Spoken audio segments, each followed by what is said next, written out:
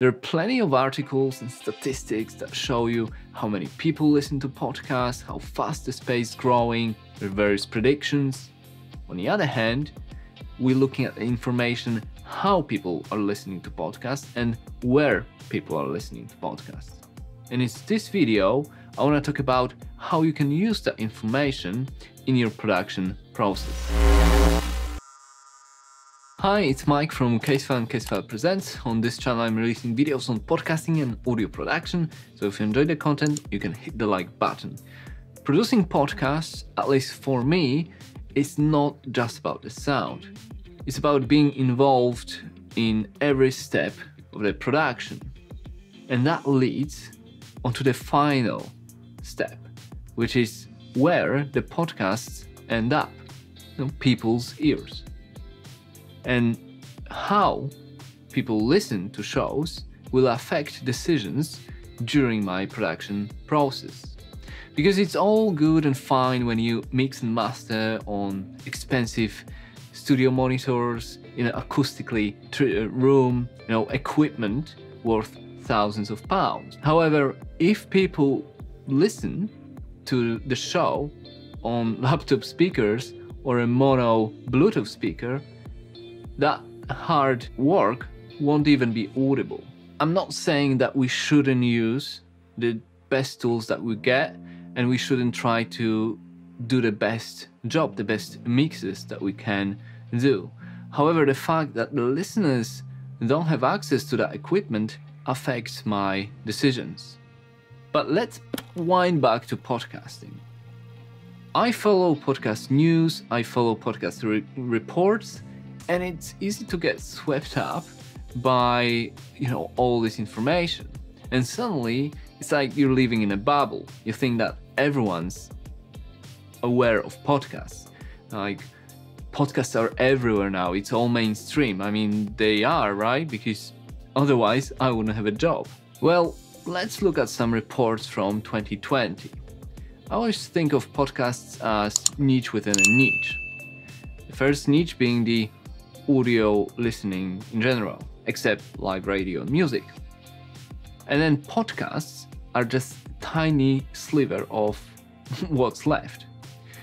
When we look at a report from UK audio measurement service called Rajar, they say that podcast listenership is only 2% of all audio listens. So 75% goes to, you guessed it, live radio. Then the rest is split between music and catch-ups and podcasting. And podcasting only makes 1.7% of that. So that's a lot to take in. It seems that everyone's aware of podcasts, but in reality, they're not. Which is great, because in my opinion, we shouldn't overestimate the growth of the space. However, being a young space means that there is still a huge opportunity for growth and success and jobs. But, again, let's step back and dig deeper. We know that podcasting is a niche, a small niche, and that's okay. However, what interests us is how people listen to podcasts and where people listen to podcasts. And here we got a few reports that can, give us a little bit of that info.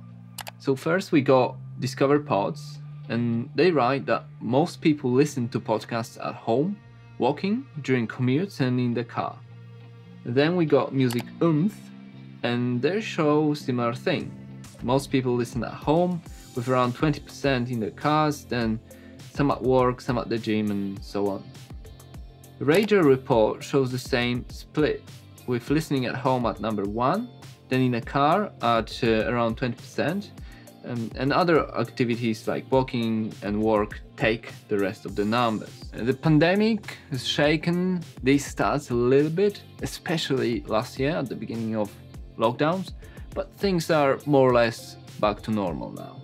So you know that listening to podcasts is a solitary activity, and that happens at home or during commute. And at home you can be doing stuff like cleaning or cooking or drawing, stitching, things like that. So podcasts are aimed at one listener, and that's in contrast to mediums like TV or movies, where you sit down with your friends or your family and watch it together. Podcasts are also different to live radio, where the hosts need to remind what they're talking about every couple of minutes for new listeners that tune in. So podcasts, in that regard, they follow a narrative. They're more like books, when you got, a start, middle, and finish. And all that affects our decisions during production process. But these decisions are at the beginning of the production process. We're looking at who's our listener, how we structuring these things. Let's now have a look at what affects the end production of podcasts. In all reports, smartphones win all awards. And yes, there is a split between listening on a computer or in a car, but these gear more towards music listening. When it comes to podcasts, we know it's a solitary activity, so more than likely it happens with your headphones on. Yes, some people listen in a car during commute, but the majority use their smartphones and headphones, especially if you're at the gym or walking or on a bus. You wouldn't listen to podcasts blasting from a mobile speaker, or at least you shouldn't be doing that. And that's the important bit when it comes to sound production, because even though I mix and reference and master on expensive headphones and decent headphones like my AKG's K712 Pro, the priority is to make the podcast, the show, sound good on the earbuds, consumer earbuds that come with your phone. Good headphones will always sound good. Some people will listen in a car or on the laptop speakers, and this will sort of mask issues within a mix because you won't be hearing all the details. But with earbuds, these tiny speakers are inside of your ears and everything is audible. Of course, I still QC and listen to headphones on my studio monitors. I wanna check how the podcast sounds on different systems. But again, the priority is the earbuds, the intimate headphones that are inside of your ears. The issue is that every pair will sound different. So the goal is not to make it sound the best on each pair, but to make the mix sound decent on all of them. And this will make you stand out from the crowd. So I got a lot of earbud sets and pairs that I use during my work, and when I work, I go through them. I just change them as I listen to episodes. And yes, the mix sounds different because each pair will boost different frequencies. So it's important not to get caught up in details and then trying to adjust the mix for a particular pair of these headphones, because I guarantee it will sound good on just one and then terrible on the other one.